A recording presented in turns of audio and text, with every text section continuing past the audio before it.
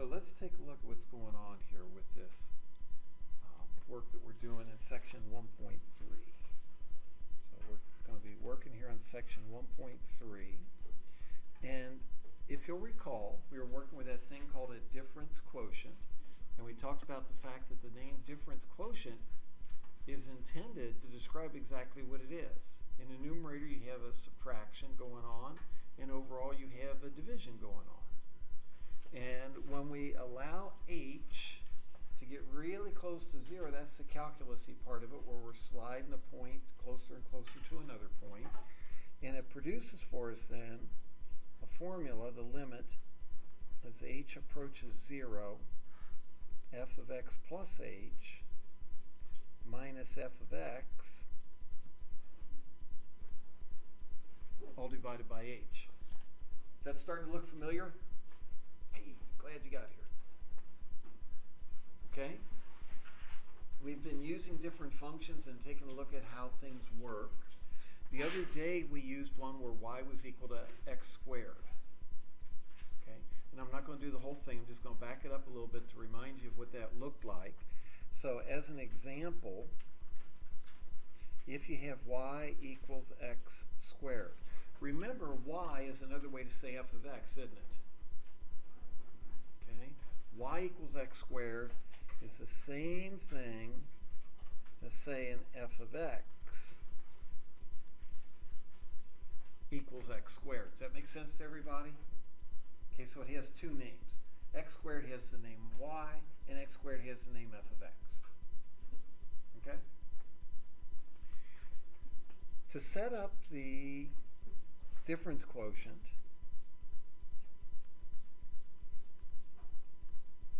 and remember, this difference quotient is really computing a what? A slope. That's right. It seems like the safe answer in here, if you're not sure, is slope, right? If you're not sure what we're doing, the answer is we're doing a slope. And that'll work all the way up through Christmas. Okay? So this is going to be a slope is equal to this limit as h goes to 0. Now, the denominator is pretty well preset. It's h.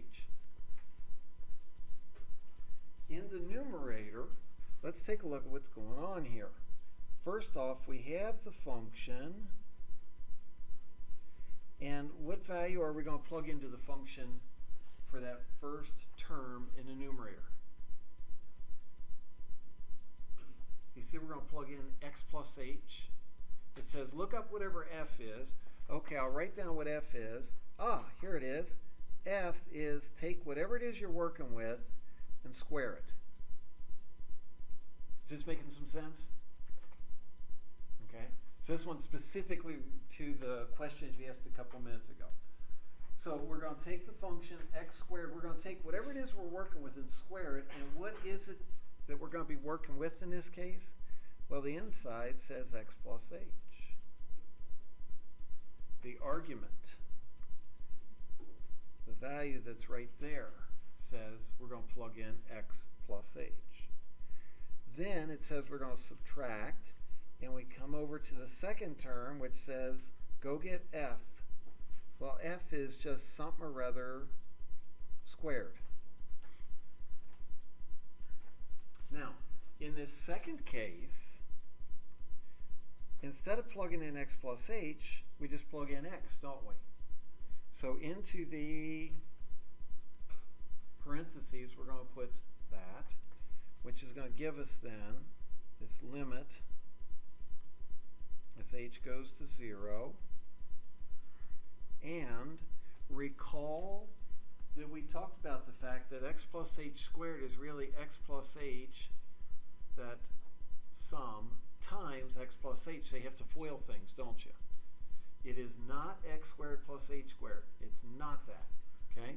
But when you FOIL it, what you get is x squared plus 2xh plus h squared minus, and then this last part gives you an x squared. Is that looking familiar? The x squared subtract off, don't they? So this and that subtract off, which then gives you this limit as h goes to 0 of, well, what's left in the numerator? 2x plus, or times h, plus h squared over h. Okay, so we've got the algebra cleaned up some, but we still have that issue that we can't plug 0 in for h because there's an h in the denominator, isn't there? So we still have to do something else.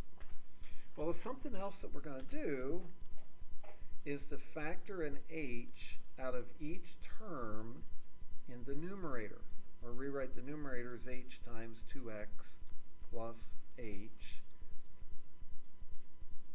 over h. Now that that h in the numerator is written to be times everything else in the numerator, you can cancel it with the denominator, can't you? Okay, so it'll cancel here. And that'll give you then the limit as h goes to 0 of 2x plus h. Okay, in the section there was a theorem that said that if the function that you have in the limit, well, in this case the function is 2x plus h, if the function is defined at h, it's okay to just plug it in. In other words, if the thing doesn't blow up or cause troubles, just go ahead and plug it in. At this point, can you plug in 0 without any problems? Yeah. And what you wind up with is 2x, and notice it's at this stage here that I dropped that limit notation, because we've plugged in the 0, haven't we? It's kind of like we've done that item on the to-do list, so now we can throw that post-it away. Okay. Recall that when we started, yeah, it'll all sort of fit. On the left side, it says this is a slope, doesn't it? This 2x is the equation of the slope anywhere along that function. So if we were to graph y equals x squared, it does something like that. Okay. Some real fair questions would be, compute the slope at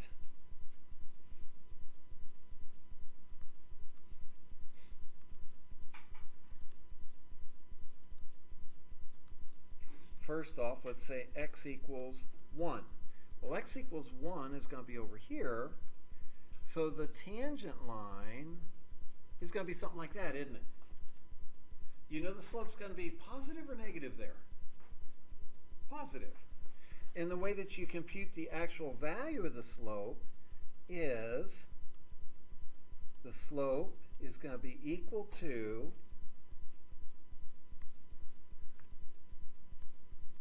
there's our formula for slope. We're going to have 2 times, and the formula says to plug in whatever x is, doesn't it? And what's the value of x right now? It's 1. Okay, so that gives us 2 times 1. So the slope here is 2. Now be careful, that's not the y value. You got to be really careful because we're going to have a formula for slope. We're going to have a formula for concavity. We're going to have a formula for y. So as we wade into this a little deeper, you're going to have 3 equations laying around. Be sure to keep them labeled correctly, and be sure to keep your wits about you on which item you're picking up.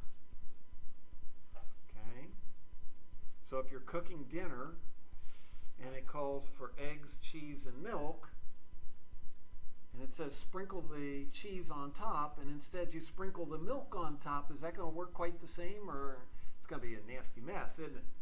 Same thing will happen here. If you need a y value and you go to this difference quotient, you aren't getting y, you're getting slopes, something very different. Okay?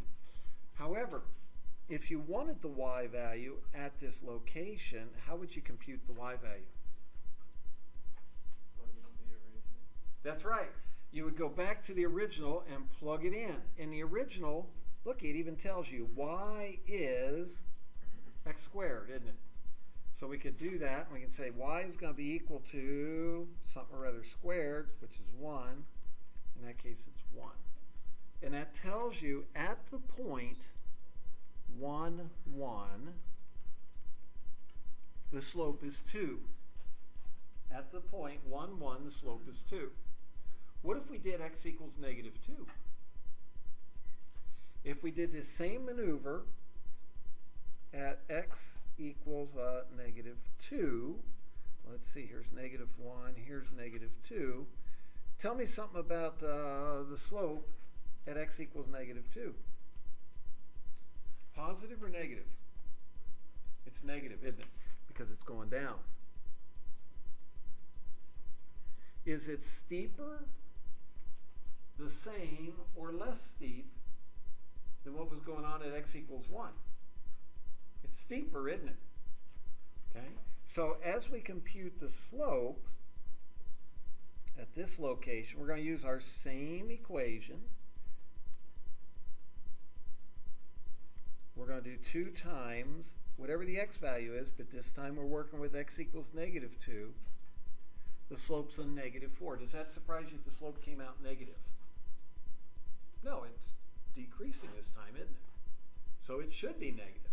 And does it surprise you that the magnitude of the number is bigger than the previous one?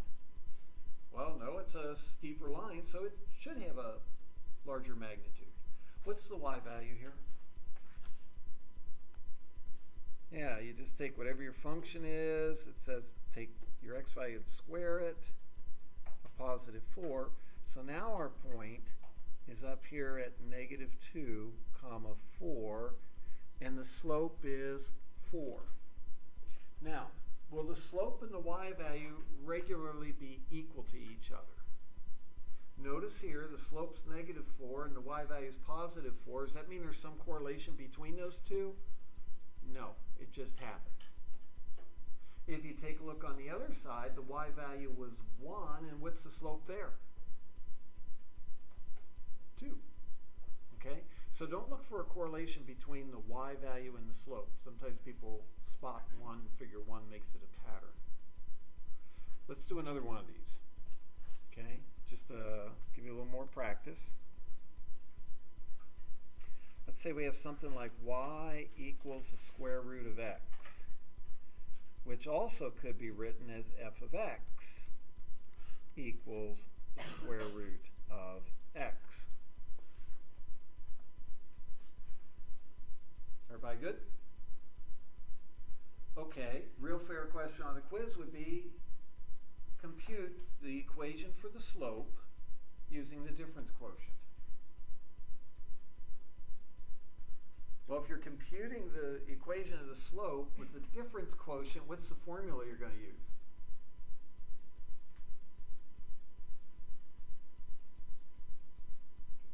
You think it'll be that limit as h goes to 0 stuff? So a good place to start then is that the slope is going to be this limit as h goes to 0, f of x plus h minus f of x divided by h. Does that make sense to everybody? Okay. Then what we're going to do is we're going to rewrite this, continuing to write down that it's a limit as h goes to 0, and we know what the denominator is going to be. It's going to be h. Then all we're going to do is we're going to follow the directions of the formula. F at x plus h says go get your function, whatever it is. Well, what is our function this time?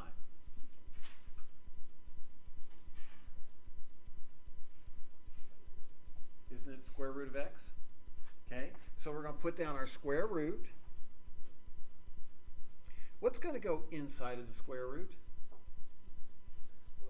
Good. X plus h. Does that make sense to everybody? Is everybody good with that? Minus, where did minus come from? It's right there. It's in the formula. Then, what goes next? What's the second term in the numerator going to be? Bingo. You got it. Square root of x. It says copy down whatever the function is, let's square root, and substitute the value x into it. And there it is. Ooh. Huh. Hey, can we add those two square roots together or subtract it and get square root of h over h? Would that work? No. Okay. One of the things that people are somewhat prone to wanting to believe, but it's not true, is something like the following. The square root of 9 plus 16 equals the square root of 9 plus the square root of 16, right? El Rongo. On the left side, 9 plus 16 is what? 25. What's the square root of 25? 5. Good. Equals, on the right-hand side, what's the square root of 9? Plus, what's the square root of 16? 4. Oh, wow.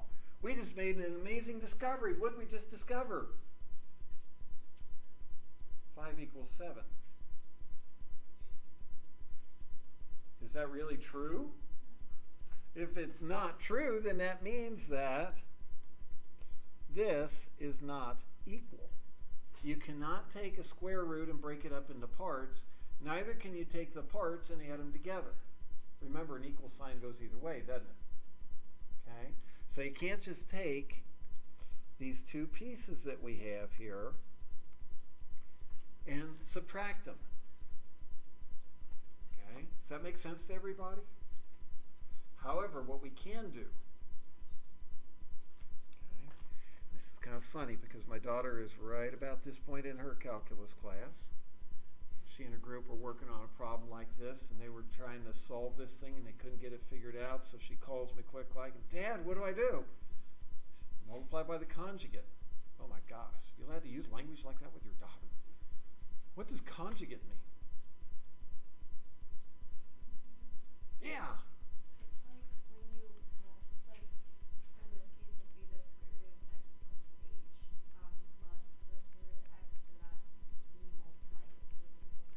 That's right. And if you're going to do that to the numerator, you also have to multiply the denominator by the same thing. Now, this is the way, yeah. Can't you just change it to the square root to the 1/2 power? You can, but it ain't going to get you can't do anything algebraically now that you couldn't do before. Okay, yes, we could rewrite this as x plus h inside of parentheses to the 1/2 power. Okay, but we still can't combine the two terms in the numerator. Okay, however, you remember when you factor a difference of squares? Oh my gosh, I got to remember that too. Things like x squared minus 9 equals x plus 3 times x minus 3, and it subtracts out the middle terms. Remember that? That's what we've just set up here. We've set it up so that in the numerator,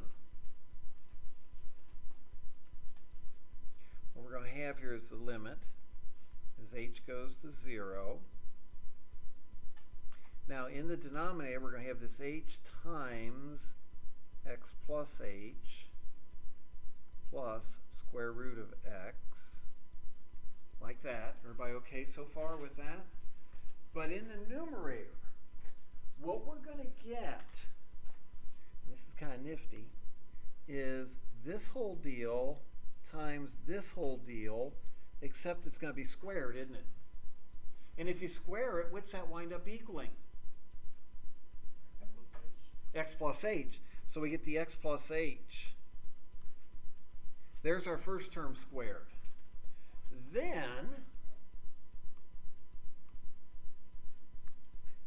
we're going to take, and this second term is going to wind up times this second term, and it's going to be squared as well, isn't it?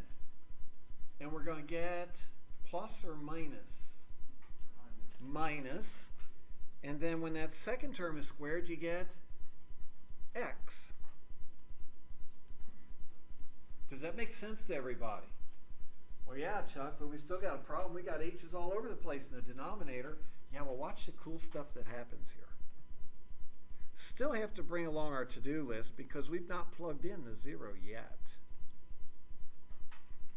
The numerator is going to clean up a little bit. The x's subtract off, don't they? And what are you left with in the numerator? h. In the denominator, we have this h times the square root of x plus h plus the square root of x, like that. Now, is there anything that'll cancel at this point? Do you see the h in the numerator and the h that's factored out in the denominator will cancel with each other? Boom, boom. And when you cancel those two out, we still have to bring along that limit. Why do we still have to bring along the limit? We haven't plugged it in yet, have we? So we've got to bring along this limit as h goes to 0. After canceling the h, what is going to be left in the numerator? Nothing? 1. Very good, because there's a 1 as a coefficient there. And what we're going to have in the denominator is this square root x plus h plus square root x. Is anyone lost? Clear as mud? Almost that clear, huh? However, take a look now. At this point, can you plug in 0 for h and things not blow up? Do you see that if you plug 0 into that first term in the denominator, what are you going to get? Just square root of x, aren't you? Okay, so let's see here. We're going to get 1. When we plug the 0 in for h, we're going to get x plus, well, they're in h, and the second one, aha, can you add those two square roots together? Yeah, and this will then give you 1 over 2 square root of x, and whoa, wait a minute, let's back up this bandwagon here a minute, Chuck. What happened to your limit? In that second line, see it right here, the limit went away. Did I forget to write it down? Why are we allowed to write that step without the limit? Because we plugged in 0. Oh, we've done that job. And when you do the job, you can take the Post-it and throw it away. Now, as was asked earlier, how about an exponent? Can't we write this as an exponent? We can. Realize that this is 1 over 2 times 1 over the square root of x. Is that any big surprise to anybody? Okay, so this is going to be 1 over 2, and this can be written as x to the negative 1/2. The negative comes from the fact that it's in the denominator. The 1/2 comes from the fact that it's a square root. Does that make sense where each of those two pieces comes from in the exponent? The negative tells you it was in the denominator. The 1/2 tells you it was a square root. And you know what? This, whoops, right? Well, it's just being really insistent about this. That right there is the formula for the slope.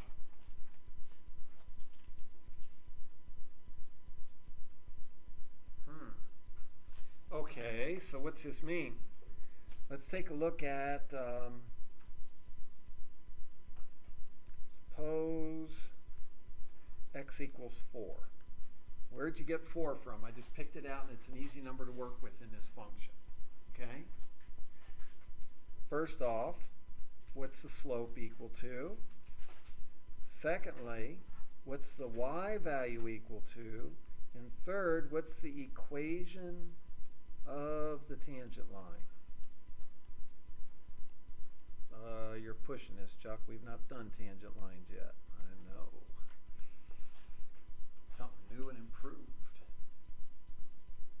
Okay, let's back it up. Let's do part A, the slope. Can you compute the slope of this? Yeah. Now, way over to the right-hand side, up in the top right corner, I've got 1/2 x to the negative 1/2. That may or may not be a comfortable way for you to work with this. You may be more comfortable working with it in this form, where it's 1 over 2 times the square root of x. Which is the appropriate form to use? whichever one's going to get the right answer for you. Okay, so if you're more comfortable with the square root as that little symbol, use that. If you're more comfortable with x to the negative 1/2, use that. But either way, the slope is going to be 1/2 square root of 4. I'll write it like that because I'm guessing more people are comfortable with that. What's that going to work out to be after you do all the arithmetic? 1/4. So the slope is going to be 1/4. What's the y value at this particular location? 2. It's the square root of whatever the x value is. It's 2. Everybody with me so far? Now, if you graph this function, and you may remember this from back in review section 7, square root kind of goes like that. Okay, so if we're at x equals 1, somewhere like this, this would be y equals 2, somewhere like that. Here's your point, and the tangent line is going to go something like that. Does that make sense to everybody? To get the equation of that particular line, well, we want to use y equals mx plus b. Does that look familiar? No big surprises there, right? Okay, do we know the y value? We do. Do we know the x value? Do we know the slope? The only thing we don't know is b. Yeah. So what we can do is we can take our y value, which is 2,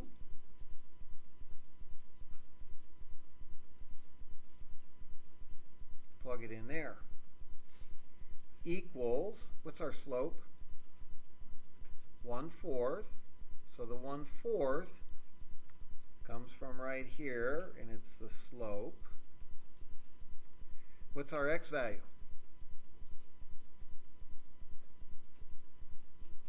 That comes from up here. Yeah, it's 4 plus b. Aha. Is that pretty simple to solve? If only everything this year was that easy. That'd make for a boring year. This then becomes 2 equals 1 plus b, or b equals what? 1, doesn't it? So the equation is y equals 1/4 x plus 1. That y equals 1/4 x plus 1 is the equation of the tangent line.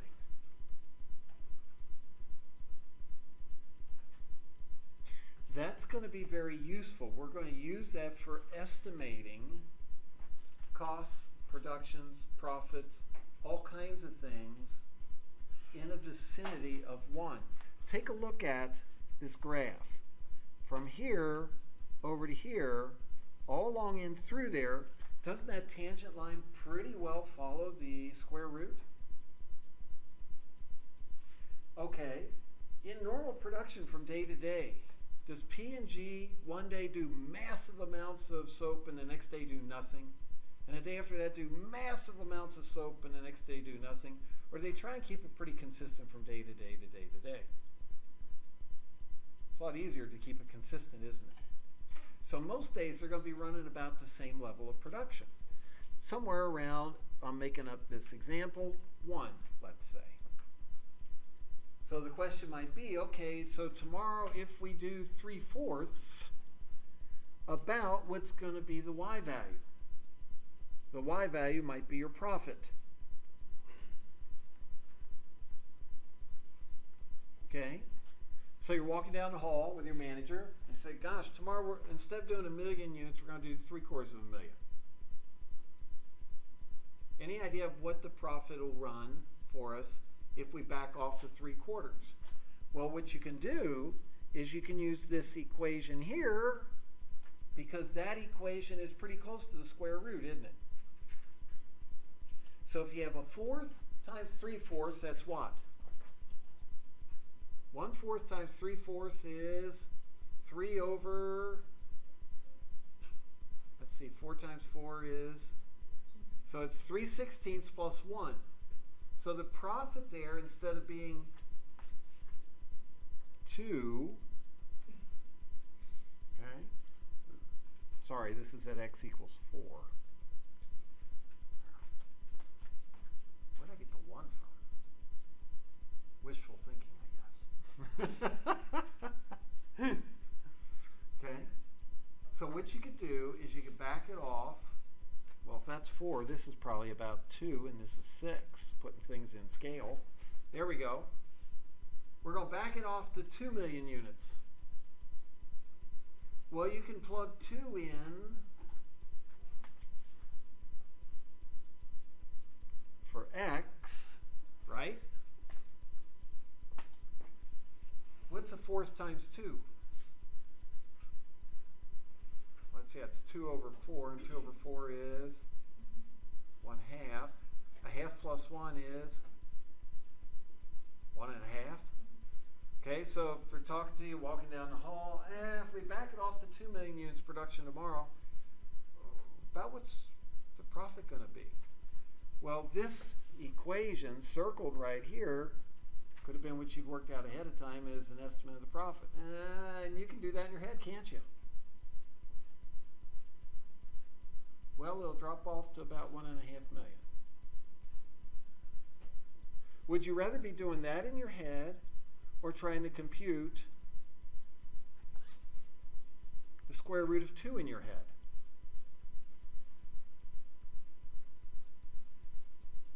I'd rather not do either, Chuck, but you get the idea. What is the square root of 2?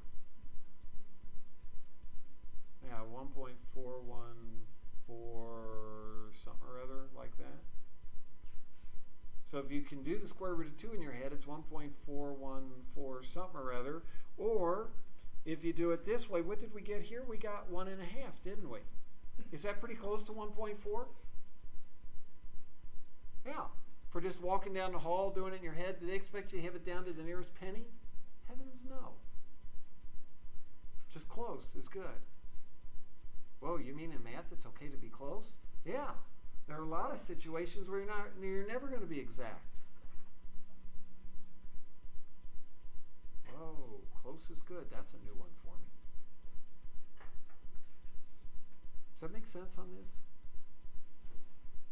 Everybody good on this? Okay, we'll call it quits with that for today.